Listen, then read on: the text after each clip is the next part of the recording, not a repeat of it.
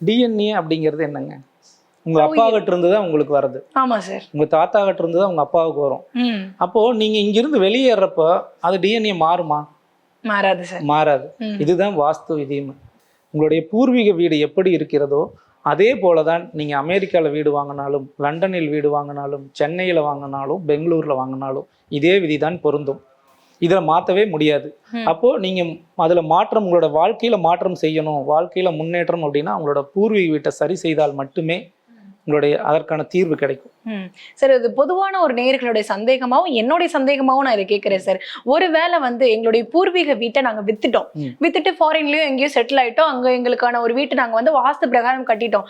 இருந்தாலும் கூட அந்த வீட்டுல ஏதாவது ஒரு பிரச்சனை ஏற்பட்டுச்சு அப்படின்னா அதுவுமே எங்களுக்கு பிரச்சனையாக மாறக்கூடுமா அப்படின்னு கேட்டா என்ன பதில்? இல்ல, அப்படி மாறவே மாறாது. நீங்க பூர்வீக வீடை வித்துட்டீங்க அப்படின்னா அது உங்களுக்கான வீடு அல்ல. அப்ப நீங்க வேற ஒரு இடத்துல ஒரு வீடு வாங்கியிருந்தீங்கன்னா அந்த வீடு தான் உங்களுக்கு முழுமையா செயல்படும். அதனால நீங்க இந்த சந்தேகங்கள் பயப்படுறது வேண்டியதில்லை.